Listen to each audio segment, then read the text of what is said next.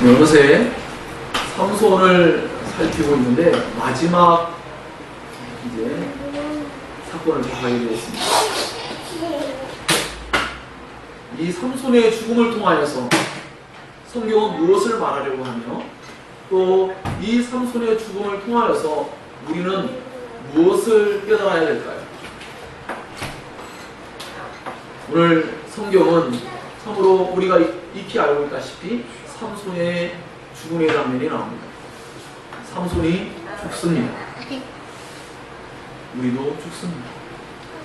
모든 사람은 언젠가 죽음을 맞이해야 될 때가 올 것입니다. 그때 과연 우리의 마지막은 어떤 모습일까요? 오늘 삼손의 일생 가운데 마지막 모습을 보면서 그 삼손의 마지막 일생은 그의 삶 가운데 이미 어느 정도 예고되어져 있는 그러한 삶이었습니다. 우리가 현재의 삶을 하나님 앞에서 바르게 살 때에 우리의 마지막의 모습이 아마도 적어도 하나님 앞에 아름다운 것이 될 것이라고 믿습니다. 물론 우리의 바라는 대로 꼭 되어지진 않습니다. 그러나 하나님은 분명히 우리의 그 마지막이 분명히 더욱더 하나님께 영광이 될 수 있도록 분명히 인도하실 것만큼은 분명하다고 생각합니다. 삼손의 일생이 다 했습니다. 그런 무엇을 남겼습니까? 삼손의 죽음이 말하는 것은 뭡니까? 삼손이 죽을 때에야 비로소 여호와 하나님을 찾는 장면을 보면서 참으로 한편으로 너무나 가련하기도 하고 또 한편으로 너무나 애처롭기도 합니다. 그러나 분명히 그는 여호와를 찾았습니다. 믿음의 사람은 반드시 하나님을 찾습니다. 그 하나님을 결국은 참되게 찾고 구하게 되어 있습니다. 그는 여호와 하나님을 구합니다. 그는 죽을 때가 되어서야 자신의 힘의 근원이 바로 머리카락이나 나시린의 규례가 아니라 여호와 하나님께 있음을 온전히 인정하였기에 그는 여호와 하나님을 찾을 때 그 하나님을 찾는 이유는 하나님께 큰 힘을 줘서 여기 블레셋 사람들이 다본 신전에 모여서 하나님을 조롱하고 삼손을 조롱할 때 그는 그곳에서 그 사람들과 함께 죽기를 간청했습니다. 이것이 하나님 앞에 인정받는 믿음으로서 그의 마지막의 인생이 어떤 면에서는 비참하지만 또 어떤 면에서는 또 한편으로는 그에게 아주 복되고 영광스러운 죽음이라고 말할 수 있는 믿음의 죽음이 포함되어 있었습니다. 삼손이 죽어가면서 한 일이 삼손이 평생에 한 일보다 더 위대한 일이 되었습니다. 그리고 또한 삼손은 죽어서야 여호와의 샬롬을 경험하게 됩니다. 그 죽음을 통하여 샬롬을 경험합니다. 그제야 그에게 평안이 찾아왔습니다. 죄는 참으로 사람에게 죄를 짓게 함으로써 평생의 삶에 우리를 끊임없이 마음을 들끓게 하고 끊임없이 우리에게 하나님 나라가 아니라 이 세상 나라의 달콤한 것을 주면서 사실은 지옥의 나라를 경험하게 하는 그러한 일을 한 것 같습니다. 너무 슬프지 않습니까? 죽어야만, 죄는 죽어야만 멈춥니다. 너무나 비참하면서 그러나 이것이 진정한 현실적인 문제입니다. 죽지 아니하면 죄가 멈추지 않죠. 그래서 어떤 면에서 사형제도가 그것과 연관이 있습니다. 그를 죽이지 아니하면 그가 또 다른 사람들을 죽일 것이기 때문에 그를 죽여야만 되는 그런 입장에 놓인다라고 볼 수도 있습니다. 자, 삼손의 이러한 생은 결코 우리의 모범이 될 수 없다는 것을 여러분 아마 지금 삼손의 일생을 살피면서 어느 정도 알게 되었을 겁니다. 성경은 결코 삼손을 영웅화하지 않습니다. 오히려 삼손을 보면서 반면교사와 같이 그런 삶을 살면 안 된다는 것을 보여주죠. 단 한 가지의 모범이 있다면 그 삼손이 마지막에 참되게 하나님을 찾고 그리고 그 하나님께 자신을 의지하며 그 하나님을 믿음으로 바라보고 구했다는 것입니다. 어떤 면에서는 일면 십자가 위의 두 강도 가운데 한 강도가 죽어가면서 예수님을 찾는 장면하고도 연관을 맺고 있다고 생각합니다. 물론 다른 상황입니다. 그렇지만 결국 하나님의 택한 백성은 마지막에 하나님께로 돌아오고 그 하나님을 찾고 구한다는 것입니다. 그러나 하나님 백성이 아닌 사람일 경우에 죽어가면서도 손사래를 치고 천국에 가기를 원치 않으며 하나님을 믿는 것을 거부하는 모습을 보아왔습니다. 그렇기 때문에 이 삼손이 하나님께로 돌아온 것은 그가 하나님의 백성임을 나타내는 것입니다. 그가 이제야 자기가 아닌 하나님을 의지하는 겸손한 입장에 서게 되었습니다. 참으로 사람은 어떠한 큰 고난과 역경과 어려움을 겪지 않으면 겸손해지지 않는 특징을 가지고 있죠. 하다못해 남자들 세계에서 그 격투기 하는 그러한 스포츠가 있습니다. 거기서도 누군가가 너무 건방지게 행동하면 저 친구는 조금 맞아야 된다. 그러면 아마 겸손해질 거다. 그런 말들을 흔하게 합니다. 실제로 경기를 보면 코너 맥거리거라는 선수가 있는데 그 선수도 한번 그렇게 기고만장하다가 멘데스라는 선수를 만나가지고 경기를 했는데 정말로 초반에 많이 맞았어요. 눈빛이 달라졌어요. 그렇게 기고만장한 눈빛이 벌써 기가 꺾인 눈빛이며 겸손해진 눈빛이 없는 찾아왔어요. 자, 이런 것을 볼 때 사람이 왜 이렇게 역경과 고난과 또는 그런 것을 겪지 않고 겸손해지면 참 좋을 텐데, 즉 그 겸손함은 어디에 있죠? 자기를 의지하는 게 아니라 하나님을 의지하는 것이 진정한 겸손입니다.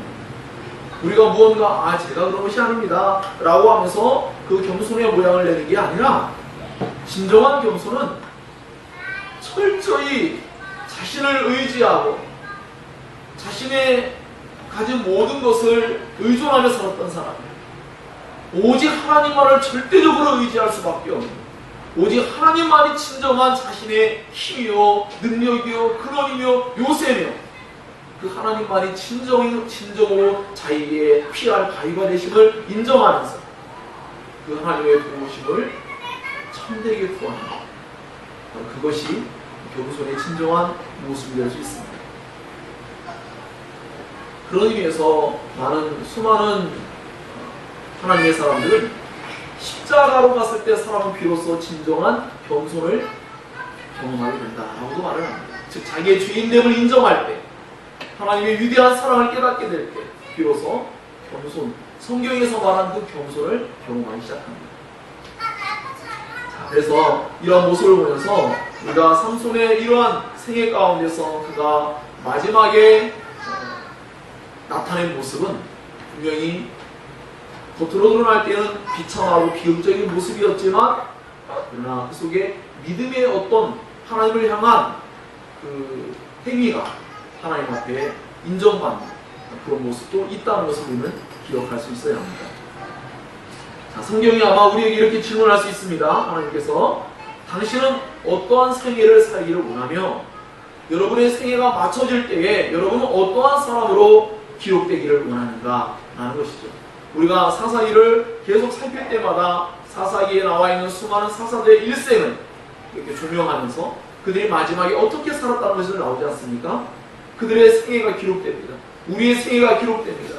우리가 하나님 앞에 어떠한 사람으로 기록되어야지 좋을까요? 오늘 우리가 결정하는 것이, 물론 이것은 하나님의 은혜 속이지만, 은혜 안에서지만 어쨌든 우리가 하나님 앞에 하나님을 참되게 찾고 구하고 그분께 나아가는 것이 우리의 마지막 날을 아름다운 것으로 바라보게 해준다는 것입니다. 그것을 기억하면서 우리가 삼손을 좀 더 마지막 장면을 이제 살펴보겠습니다. 첫 번째 단락은 조롱당하는 삼손과 하나님이라는 제목을 제가 한번 붙여보았습니다. 블레셋 사람들이 삼손을 잡아가지고 즐거워합니다. 왜 즐거울까요? 블레셋 사람들의 방백들은 터브레브라는 말로 마음이 아주 즐거웠다라고 표현하고 있어요. 자신들의 신인 그 다곤이 원수였던 삼손을 자신들에게 넘겨주었다고 그들은 믿고 있어요. 그래서 다곤에게 큰 제사를 드리며 즐거워합니다. 근데 이 성경의 내용 가운데 유심히 살펴볼 하나의 용어가 있습니다. 그래서 우리라는 단어입니다. 여러분 잘 보세요. 우리라는 단어가 23절에 무려 한 절에 3번이나 나옵니다. 24절에는 더 많은 우리라는 단어들이 나오기 시작합니다.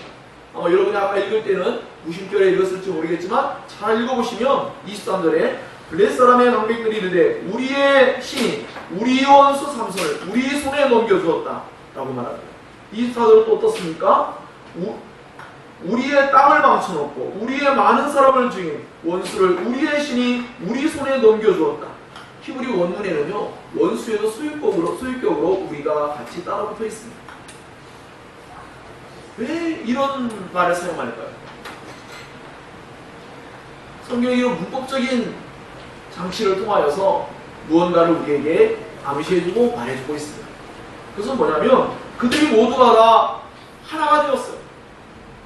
그러면서 그들은 다곤의 신과 다곤이라는 신과 하나가 되었어요.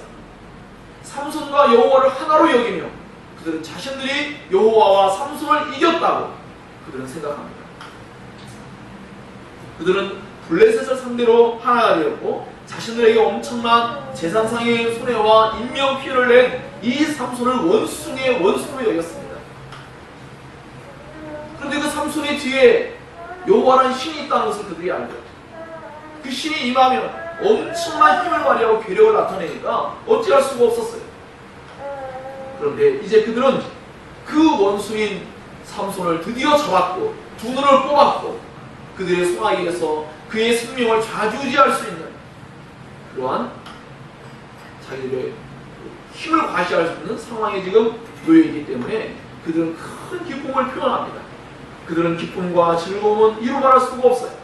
그래서 그는 우리 속에 우리의 신 다곤이라고 말을 쓰면서 바로 삼손의 신 여호와를 이겼다는 승리의 노래에 후렴구처럼 우리 계속하여 우리를 붙입니다. 정말로 여호와께서는 다곤에게 지신 것일까요? 적어도 삼손의 현재 모습은 그렇게 생각해도 아무 할 말이 없는 상황입니다. 그들은 자신들의 신에게 큰 제사를 드리고 그 다곤 신을 찬양하였습니다. 여기에서 삼손 자신뿐만 아니라 하나님마저 조롱거리가 되었습니다. 이 모습은 하나님의 백성이 잘못된 삶을 살게 되면 얼마나 자신도 비참해질 뿐만 아니라 하나님마저 외면적으로는 비참하게 보이게 되는 엄청난 죄를 짓는 것이라는 것을 깨달아야 합니다. 우리 역시도 하나님과 하나이기 때문입니다. 여러분, 이교도인 블레 사람들이 다곤과 어떤 표현을 사용했어요? 우리! 정말 삼손은 하나님과 우리와 같이 살았을까요? 정말 삼손이 하나님과 하나가 되어서 살았을까요? 그러지 않았어요. 삼손은 정말로 따로 살았습니다. 자기 소견대로 살았습니다. 여러분, 그렇다면 우리는 어떻습니까? 우리는 성령으로 말미암아 우리 그리스도와 온전히 연합되어 있는 사람들입니다. 그런데 우리는 어떻습니까? 우리 하나님과 온전히 하나 됐다고 말하고 성경은 말하고 있는데 우린 정말로 하나님과 하나 된 삶을 살고 있나요? 우리 역시 삼손 정도는 아닐지 모릅니다. 정말 그렇지 않다고도 말할 수 없는 우리의 소견대로 옳은 대로 사는 주님과 온전히 하나가 되어서 사는 것이 아닌 우리의 소견대로 옳은 대로 사는 그러한 때가 얼마나 많습니다.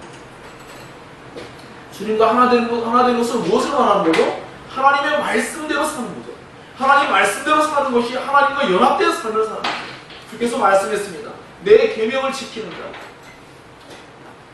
그가 바로 주님 안에 주님이 우리 안에 있어요. 주님 말씀했죠. 내 말이 너희 안에 너희가 내 안에 거하는 것은 그 말씀을 지킴으로 말이야. 그 말씀을 소유하고 말씀대로 사는 것이 주님과 하나 된 삶이라고 말할 수 있습니다. 그래서 우리는 너무나 말씀을 어떻게 합니까? 약간은 거리를 두고 살 때가 많이 있습니다. 때로는 가까이 붙이죠. 어떤 때 가까이 붙입니까? 우리에게 유익이 됐을 때. 즉 삼손이 나시는으로서 머리카락을 자른 일만 하지 않으려고 했던 그 왜곡된 신앙관을 가졌던 것처럼, 율법주의적인 신앙관을 가졌던 것처럼 우리 역시도 우리에게 유익이 된다면 우리는 어떤 말씀들을 잘 붙잡습니다. 그러나 우리에게 뭔가 하나님을 도전하시고 우리가 하나님 말씀대로 살아갈 때에 뭔가 모험이 따르고 뭔가 우리가 포기해야 되고 희생해야 된다는 그러한 일이 발생할 때 우리는 너무나 손쉽게 그 말씀에서 멀어진, 마치 성경에서 베드로가 자기의 생명을 살리고자 예수의 일을 따라가 일어나지만 멀찍이 따라가는 모습과 매우 유사한 것이죠. 즉 하나님의 말씀을 멀찍이 따라가는 것, 예수 그리스도를 따르긴 합니다. 안 따르는 건 아니에요. 그의 마음속에 주님을 사랑하는 마음이 분명히 있습니다. 하지만 아직은 그의 생명이 더 가치가 있다고 여겨서, 또 물론 믿음이 연약하기도 하고 두려움이 있습니다. 그럴 때가 얼마나 많이 있습니다.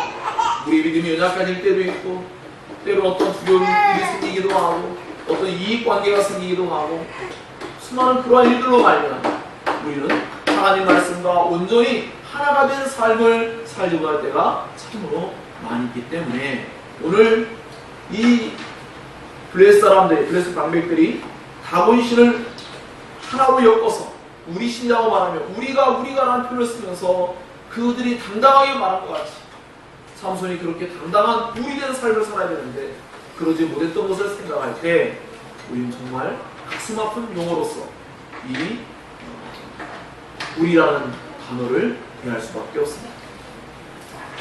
그러므로 참으로 우리는 그리스도 안에서 함께 지어져가는 우리는 진심으로 하나님의 말씀과 연합되어야 되고 우리 형제끼리 그리스도 안에 있는 형제자매가 참으로 하나 된 아름다운 그런 공동체로서 우리는 함께 행할 수 있어야 합니다. 사랑 안에서. 그렇지 않다면 우리는 여전히 또 다른 분열, 그것을 나타냅니다.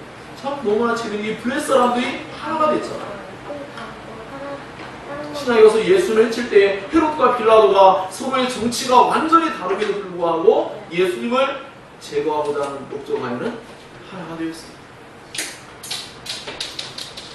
근데 그리스도인들은 하나가 되지 못할 때가 또 얼마나 많습니다. 물론 좋은 면에서는 연합될 때는 참 많습니다. 그것은 뭐 더 말하지 않아도 너무나 좋은 것이기 때문에 당연하다고 여겨지는데 우리가 이 삼손의 일생 가운데 마지막 장면을 통해서 우리라는 단어 속에서 우리가 좀 더 부정적인 의미지만 그것을 통하여 우리가 큰 교훈을 삼고자 하는 것은 우리가 하나님과 진정으로 연합되는 삶을 살고 있냐라는 것입니다. 제가 사실 의도적으로 오늘 좀 어떤 면에서는 부정적이고 어떤 면에서는 강한 어조로 제가 말씀을 전하고 있어요. 왜 그럴까요? 전 너무 아쉬운 거예요. 무엇이 아쉽냐? 저 자신에게도 아쉬워요. 무엇이? 삼손의 일생이 오늘 마치기 때문입니다. 제 마음의 소원은 이게 삼손의 일생을 마치는 이 시점에 정말 내 마음속에 큰 영적인 하나님의 거룩한 그 부담감을 주셔서 진정으로 변화를 향한 갈망이 넘쳐나기를 원하는 것이에요. 이 이야기가 맞춰지면, 오늘 예배가 맞춰지면, 이 말씀이 이제 맞춰지면 우리들은 또 다른 말씀을 살피겠죠. 우리 삼손은 또 잊혀져 나옵니다. 아마 여러분 다음 주쯤이면 삼손은 정말 사라질 거예요. 그게 너무 안타까워서 오늘 약간의 강한 어조를 사용해서 삼손의 이 마지막을 다루는데 너무 아쉬워요. 조금 더 다루고 싶을 정도로 아쉬운 거예요. 그렇지만 그렇다고 해서 제가 다음 주에 또 전하겠다는 의도는 아닙니다. 그런 게 아니라 이렇게 하나님의 말씀이 전해질 때 이것을 마음에 꼭 붙잡고 이 말씀을 통하여서 내일로 미루지 말고 오늘 하나님 앞에 우리가 바로 서 나갈 수 있는 그런 말씀이 되기를 진정 소원하기 때문입니다. 저는 오늘 이 말씀을 대한 이 첫 소단락에서 마음이 매우 아팠어요. 과거에는 느끼지 못했던 것이었습니다. 무엇이냐면, 아유, 삼손 저렇게 살더니 결국 그렇게 되었구나. 그것이 아니라 하나님께서 함께 조롱을 당하고 있는 모습, 이게 너무나 마음이 아팠습니다. 우리가 세상 가운데서 잘못된 삶을 살 때에 사람들은 우리도 조롱하고 우리도 비난하지만 그들은 일면 하나님을 비난하고 하나님을 조롱하기 때문입니다. 그러므로 우리는 우리의 삶을 하나님 앞에서 진정으로 올바르게 살아가야 될 중대한 그런 사명이 있다는 것을, 그 책임성이 있다는 것을 우리 모두가 분명하게 마음에 각인시켜야 될 것이라고 생각합니다. 블레셋 사람들이 사용하는 두 번째 용어가 있습니다. 아까 처음에는 우리라고 했습니다. 두 번째는 그들이 삼손을 부르는 것과 연관이 있습니다. 부른다라는 말은 카라라는 용어예요. 이 카라라는 용어가 지금 매우 부정적으로 사용되고 있어요. 어떻게? 야, 우리 그 삼손을 불러가지고 그 삼손에게 한번 재주를 부려보게 하자라고 합니다. 근데 여기서 나와서 이 부름이라는, 이 불렀다라는 이 단어가 15장 14절의 19절 사건에서는 라맛레이라는 곳에서 라맛레이라 불렀더라 할 때 카라가 사용되고요. 그리고 하나님께 부르짖을 때 또 카라라는 용어가 사용되고, 에나꼬레라는 명칭을 붙일 때 또 카라라는 용어가 또 사용되었습니다. 이런 것은 무엇을 의미하냐면 하나님이 함께함으로 말미암아 이 카라라는 용어가 매우 긍정적으로 사용되었어요. 그래서 이 용어가 쓰일 때마다 언제나 삼손은 위대한 힘을 나타냈어요. 그런데 이제 블레셋 사람들이 카라라는 용어를, 히브리 원문에 카라가 되어 있습니다. 그 카라라고 그들을 삼손을 불러라 할 때 그 용어, 이스라엘 백성들이 하나님을 부를 때에는 카라라는 용어를 사용하지 않습니다. 자크라는 용어를 사용해요. 다르다고 말하고 있어요.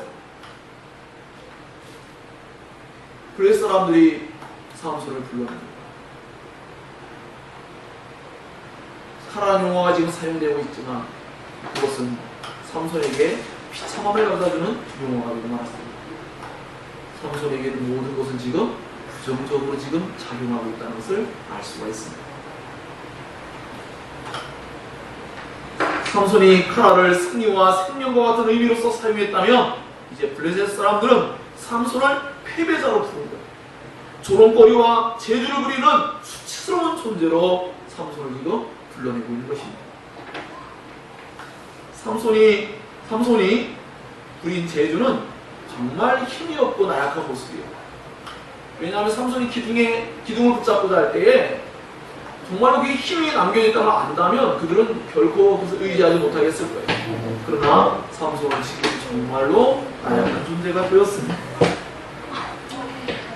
삼손의 그 부린 재주는 사실 정확히 알기는 좀 어려워요. 하지만 조금 더 성경 쓰이는 내용을 유추한다면 아마도 그가 그렇게 강력한 힘을 가졌던 삼손이 아주 나약한 존재가 되어서 어떤 장애물들을 놓았을 때 그곳에 두 눈이 뽑힌 상태니까요.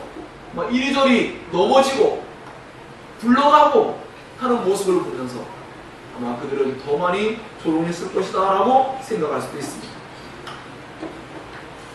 또 어쩌면 낙이 톱뼈로 때리면 피하고 도망했을 수도 있어요. 근데 네가 얼마나 한번 잘 피하고 얼마나 어떻게 하나 좀 보자 라고 할 수도 있을 거예요. 이것은 유추입니다. 어떤 것이든 간에 삼손은 오늘날로 표현하면 원숭이가 재주를 부리는 모습과도 같아요. 즉 삼손은 이제 재주를 그가 부렸다고 나오니까 그가 재주를 부렸습니다. 아마 블레셋 사람들에 의해서 강요됐겠죠. 하지만 그는 이제 재주를 부린 자가 되었어요. 이스라엘의 사사가 블레셋이 섬기는 다곤 신전에서 원숭이와 같이 재주를 부리고 있는 모습은 성경 독자들로 하여금 한없이 처량하고 깊은 슬픔을 느끼게 하기에 너무나 충분한 그러한 장면이 연출되고 있습니다.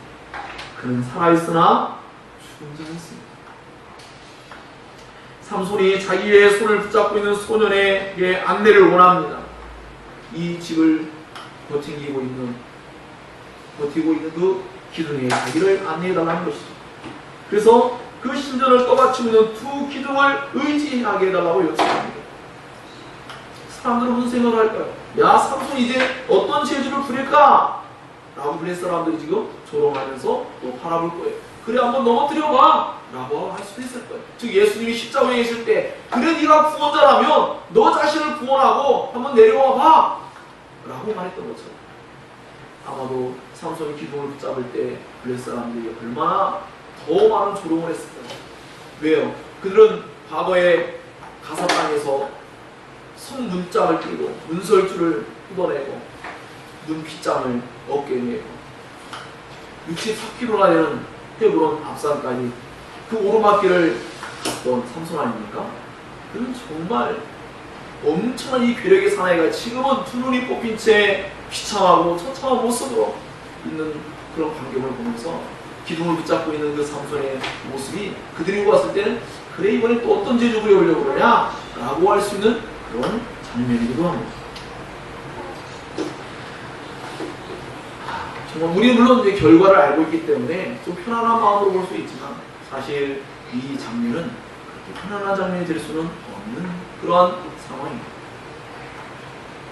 삼손이 여호와께 부르짖습니다. 이때 쓰인 용어가 카라입니다. 삼손이 여호와를 부르고 있습니다. 조롱당하면서 재주 부린 자로 불려나왔을 때 그 삼손이 여호와 하나님을 부르고 있습니다. 삼손은 자기의 처지와 수수명에서 여호와를 찾습니다.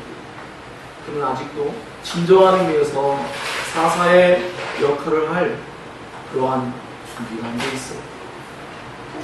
삼손은 마지막으로 자신의 두 눈을 뽑은 그 사람들에게 단번에 원수를 갚을 수 있게 해달라고 여호와를 찾고 그에게 부르짖은 것입니다.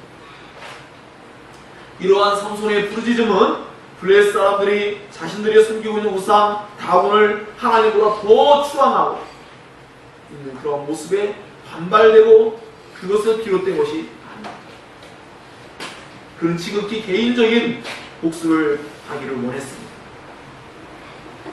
이 원문에 보면 그것은 철저히 그 두 눈을 뽑은 거에 초점이 맞춰져 있습니다. 비록 누가 참된 신인지는 하나님에 의해서, 여호와 하나님에 의해서 밝혀지게 되겠지만 이것은 결코 삼손이 의도한 것은 아니었습니다. 전 이 모습을 보면서 다윗을 떠올리게 되었어요. 여러분, 다윗도 블레셋과 싸웠습니다. 그때에 다윗은 이스라엘과 하나님을 하나로 묶어서 이스라엘 군대와 여호와 하나님을 조롱하고 있는 그 골리앗과 블레셋 사람들을 향하여서 다윗은 삼손과 다른 입장에서 그는 전쟁을 치렀습니다. 그는 정말로 소녀에 불과했습니다. 그는 삼손처럼 그렇게 강한 남자가 아니었어요. 하지만 다윗은 진정한 의미에서 용사였고 진정한 의미에서 그는 강한 자였습니다. 다윗은 의로운 분노를 가졌고 다윗은 여호와의 군대와 여호와를 조롱한 블레셋과 골리앗을 여호와의 이름으로 심판하게 됩니다. 여러분 한번 살펴보세요. 사무엘상 17장을 한번 펴보세요. 사무엘상 17장. 제가 가진 성경으로는 435페이지에 있습니다. 사무엘상 17장 25절부터 40절 사이에 나타나는데요. 특별히 25절, 26절을 한번 보겠습니다. 25절, 26절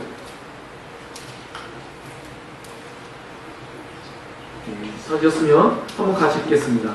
이스라엘 사람들이 이르되 너희가 이 올라온 사람을 보았느냐? 참으로 이스라엘을 모욕하러 왔도다. 그를 죽이는 사람은 왕이 많은 재물로 구하게 하고 그의 딸을 그에게 주고 그 아버지의 집을 이스라엘 중에서 세골 면제하게 하시리라. 다윗이 곁에 서 있는 사람들에게 말하여 이르되 이 블레셋 사람을 죽여 이스라엘의 치욕을 제거하는 사람에게는 어떠한 대우를 하겠느냐? 이 할례받지 않은 블레셋 사람이 누구이기에 살아계시는 하나님의 군대를 모욕하겠느냐? 라고 이렇게 말했습니다. 자, 36절 한번 보세요. 함께 읽습니다. 주의 종이 사자와 곰도 쳤은즉 살아계시는 하나님의 군대를 모욕한 이 할례받지 않은 블레 사람이니까 그가 그 짐승의 하나와 같이 되리라 라고 말했습니다.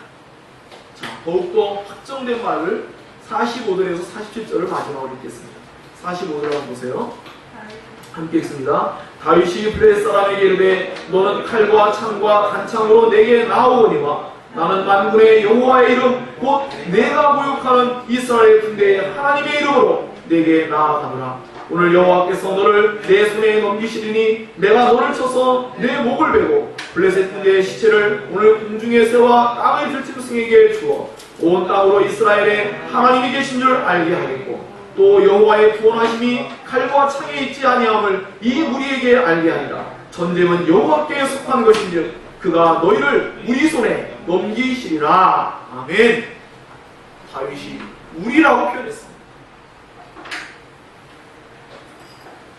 이와 같이 지금 저는 이 삼손의 부르짖음 속에 그가 여호와를 찾는 것은 맞으며 또 그것으로 말미암아 그에게 있는 개인적인 이 전쟁을 중식시키고자 하는 그러한 한 모습을 보게 됩니다. 저는 그래서 좀 더 긍정적이고 좀 더 성경의 속에 모범적인 모습을 보인다면 아마도 이 다윗의 모습이 아닐까라고 생각을 합니다. 삼손은 온전하지 못한 동기로 그렇게 하나님을 찾고 불렸습니다. 그렇지만 그럼에도 불구하고 하나님은 그를 사용하십니다. 그렇다고 해서 이것을 합리화해서는 또 안 된다는 것도 우리는 기억해야 합니다. 인간의 악과 부적절함과 온전하지 못한 행동조차 선으로 바꾸셔서 하나님께서 사용할 수 있으시지만 인간의 행동에 대한 책임은 인간에게 있기 때문입니다. 그럼에도 불구하고 하나님은 삼손의 기도를 들으신 것은 분명합니다. 삼손에게 놀라운 힘이 주어집니다. 삼손은 비록 개인적인 복수의 형태를 띠었지만 하나님은 그의 기도를 들으시고 블레셋 사람들을 심판하십니다. 삼손이 이르되 블레셋 사람과 함께 죽기를 원하노라 하고 힘을 다하여 몸을 굽히매 그 집이 곧 무너져 그 안에 있는 모든 방백들과 온 백성에게 덮이니 삼손이 죽을 때에 죽인 자가 그가 살았을 때에 죽인 자보다 더욱 많았더라 라고 기록합니다. 이것이 삼손이 행한 유일한 믿음의 위협입니다. 하나님께서는 삼손의 지극히 개인적인 복수적인 행동을 믿음의 행위로서 간주하고 믿음의 사람으로 불리어진 것을 허락하였습니다.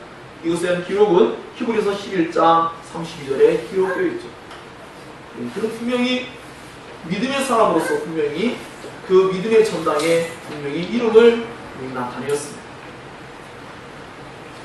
비록 그 자신이 가지고 있는 그러한 잘못된 여전히 왜곡된 그런 형태로 하나님을 찾고 부르짖지만 그는 여전히 하나님을 진정으로 의존한 것만큼은 분명하기 때문입니다.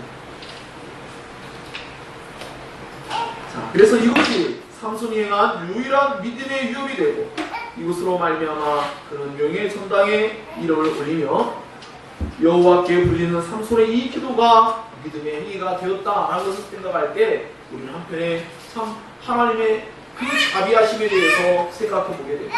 우리 같으면 어떻습니까? 야, 너 여전히 마음이 잘못되어 있구나. 아직도 너 개인적인 복수심에서 벗어나지 못하고 있구나. 네 소견에 오른 대로 또 무언가 하고 있구나 라고 말합니다. 이 장면에 지금 뭘 말하는 겁니까? 우리가 계속 사사기를 배워서 뭘 생각하죠? 사사들의 삶이 더 아름다운 게 아니란 말입니다. 어떤 면에서는 뛰어남이 있어요. 분명히 믿음의 행위를 나타냅니다. 그러나 어떤 면에서는 너무나 어처구니없는 행동을 너무나 많이 한 사사들의 모습을 우리가 보고 있습니다.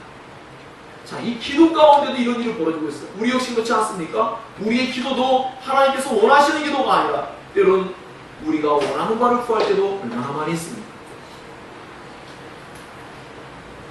다만 우리가 그 하나님을 의지하는 것, 그거 하나 이뻐하시죠.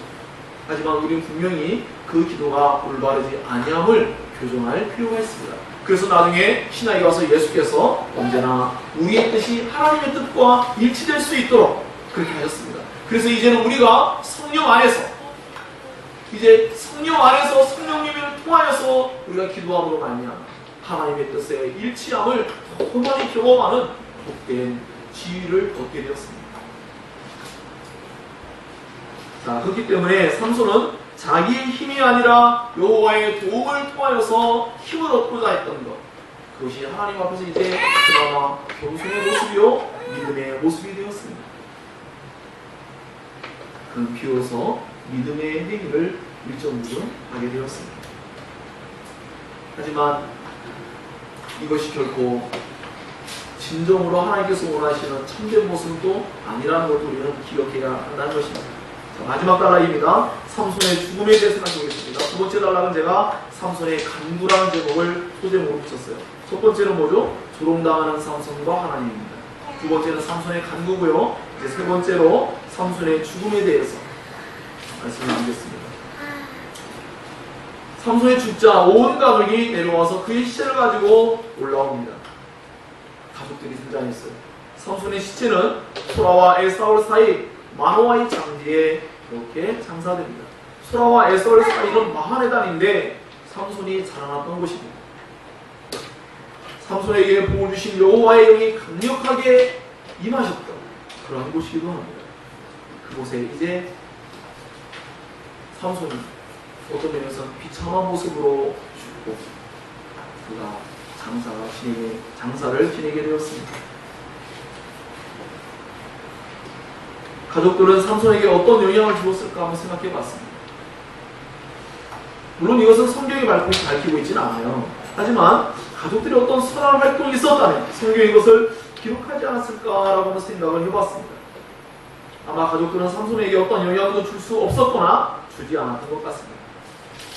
삼손은 사실 부모의 말도 달게 듣지 않는 그런 사람이었죠. 14장 3절에 그가 부모의 말을 거절하는 완고한 모습을 우리는 보았습니다. 자, 이런 모습을 보면서 가족들이 결국 마지막에 그를 이렇게 장사 지내는 모습을 보면서 우리의 마지막을 결국 우리의 가족들이 장사를 지내게 될 것입니다. 예, 뭐 제가 죽으면 우리 믿음 소망 사랑이가 해줬든지 먼저 죽으면 우리 사모님이 해주시든지 뭐 어떻게 하겠죠. 예, 또 저희 형제들이 또 있으니까 또 찾아오겠죠. 여러분도 아마 그런 입장에 놓이게 될 겁니다. 그때 정말 가족들의 말을 경청하지 않는 그 삼손의 완고한 모습, 가족이 전혀 등장하지 않고 삼손만 널뛰듯이 막 활동한 모습만 보이고 있습니다. 특별히 신앙의 올바름을 위해서 적어도 마노아와 그의 아내가 분명히 경고해 주었고 또 교훈해 주기도 했습니다. 참 재미있는 게 우리가 함께 살폈던 금주에 할델베르크 교리문답 103호의 5계명이 뭡니까? 뭐예요? 5계명에서 하나님 우리에게 원하신 것은 무엇입니까? 라고 할 때에 그것은 뭡니까? 뭐에 대한 거죠? 뭐 분명하는 부분이에요. 나의 답변에 이렇게 써 있어요. 여러분들이 아마 주일날 문답만 했지 집에 가면 주보는 그걸 떠오르지도 않고 이 문답대로 정말 살려고 노력하기도 제가 너무 과소평가했나요? 하여튼 그렇게 아마 지금 딱 제가 이 말씀을 드리니까 아 맞아라고 이제 떠올릴 뿐이지 그 내용이 무엇인가 사실 별로 기억이 안 나시기도 할 거예요. 참 재밌는 게 하나님께서 기억하게 해주신 건 감사해요. 사실 제가 읽을 동안 나의 위에서 권위를 행사하는 모든 사람들에게 나는 모든 공경과 사랑과 신실함을 나타내어야 합니다. 또한 나는 그들의 모든 선한 가르침과 징계에 마땅히 순종해야 합니다. 그리고 나는 그들의 연약함과 부족함에 대해 인내해야 합니다. 왜냐하면 그들의 손을 통해 하나님은 우리를 다스리기를 원하시기 때문입니다. 라고 그렇게 답이 적혀져 있습니다. 한 번쯤 더 많이 생각해 볼 그런 내용입니다. 삼손이 가족들의 말을 잘 듣지 않았다고 생각하는 건 충분히 성경적으로 이해할 수 있는 제목인데 그래서 저는 이 부분에서 히브리서 말씀으로 가족에 대한 분별에 대해서 우리가 서로 하나님의 가족이니까 이렇게 말할 수 있다고 생각됩니다. 히브리서 3장 13절에 이렇게 기록되어 있습니다. 오직 오늘이라 일컫는 동안에 피차 권면하여서 너희 중에 누구든지 죄의 유혹으로 완고하게 되지 않도록 하라 라는 말씀입니다. 서로가 권면해 주어서 왜 그렇죠? 서로가 얼마든지 죄의 유혹 때문에 넘어지고 쓰러질 수 있는 연약함이 다 있기 때문입니다. 그래서 우리 모두가 서로가 서로에게 더 많이 좋은 것을 잡고 권면해 줄 수 있는 힘이 필요합니다. 여러분 한번 해보세요. 권면하면 하나님이 역사합니다. 하나님이 하나님 일을 하고자 할 때에 성령께서 함께 하십니다. 선한 결실을 갖다 줘요. 우리 그것을 믿고 서로를 위해서 기도할 뿐만 아니라 권면이 필요합니다. 미루지 말라는 것입니다. 오늘이야 일컫는 날이라는 것이죠.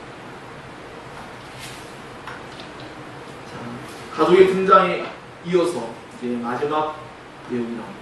죽음의 샬롬이라고 제가 이름을 지었습니다. 삼손의 파란만장한 삶이 마감되고 삼손이 이제 죽어서야 평강에 들어갑니다. 죄라는 것이 얼마나 무서운지를 우리는 알 수 있는 대목이죠. 삼손은 20년 동안 사사로 지냅니다. 그 기간 동안 그는 무엇을 했습니까? 그 기간 동안 이스라엘은 블레셋의 압제 아래에 있었죠. 그는 사사로서의 역할을 정말 유명무실하게 올바르게 감당하지 못했습니다. 이스라엘은 사사인 삼손을 통해서 하나님의 구원 역사를 아직 경험할 수가 없었어요. 삼손은 지극히 개인적인 삶을 살다가 죽게 된 겁니다. 비록 하나님께서 그의 개인적인 복수를 통해서 블레셋을 치셨다 할지라도 삼손의 삶은 결코 아름다운 곳으로 치장할 수는 없는 것입니다. 삼손은 죽을 때에야 살아있을 때보다 더 많은 블레셋 사람들을 죽이고 삼손의 삶은 이제서야 마감이 되었습니다.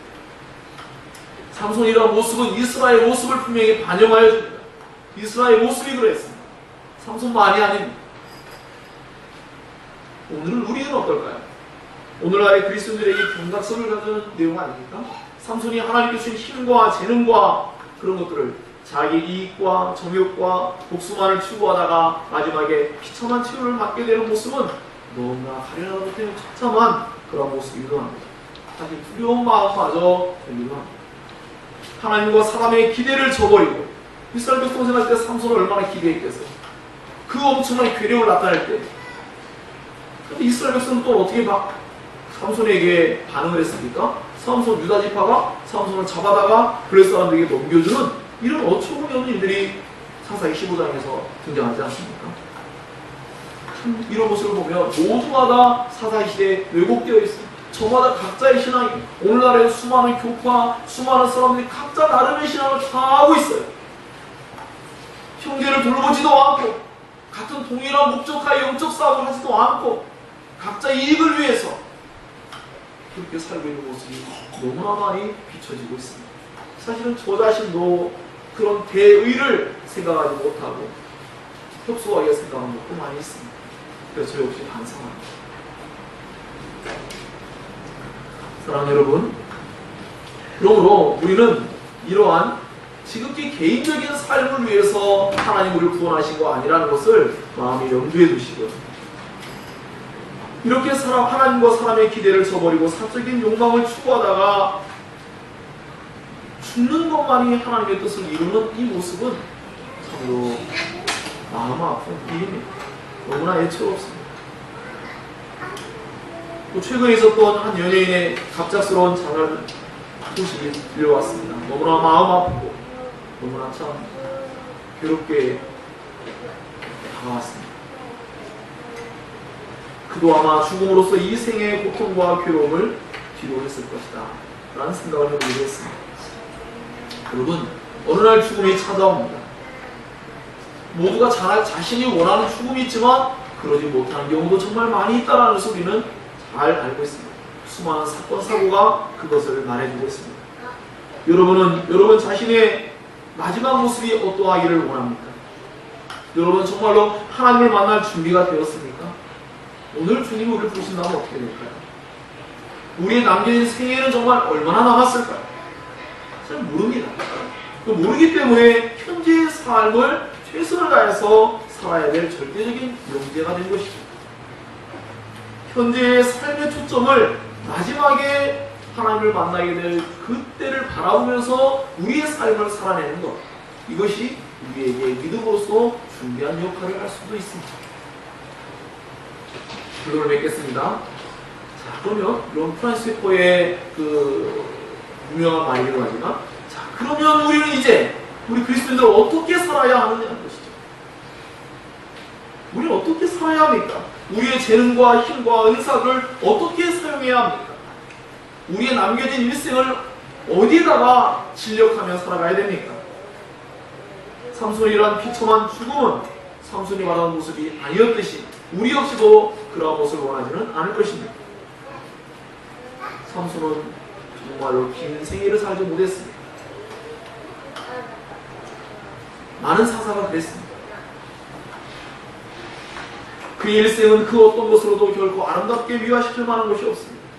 너무나 실제적인 일이었어요. 물론 하나님께서 삼손의 마지막 기도를 들어주시고 삼손은 믿음의 행위를 했지만 그는 삼손이 어쩔 수 없는 선택이었다고도 볼 수 있습니다. 우리는 날마다 자기 소견대로 살아갈 때 그 마지막이 어떠냐라는 것을 삼손을 통해서 볼 수 있습니다. 우리에게 분명히 놀라운 재능이, 어떤 은사가, 수많은 하나님의 많은 좋은 것들을 우리가 분명히 허락받을 수 있습니다. 자, 이제 그것을 가지고 어떻게 해야 될까요? 깊이 생각해 보십시오. 자, 이제 삼손의 일생을 다룬 설교의 마지막입니다. 미루지 말아야 할 일이 있다고 생각합니다. 오늘 마지막 날에 있을 일을 생각하며 그 마지막이 아름답도록 하나님의 부르심에 합당한 삶을 살기를 진정으로 하나님 앞에 요청해야 합니다. 마지막에 삼손이 부르짖었던 것을 오늘 우리가 부르짖자는 이야기입니다. 오늘 여호와를 찾고 구해야 된다는 것입니다. 개인의 복수가 아닌 하나님의 영광과 하나님의 나라를 위해서 쓰임받는 그런 인생이 되도록 성령의 인도하심을 간절히 구하는 우리가 되어야 하겠습니다.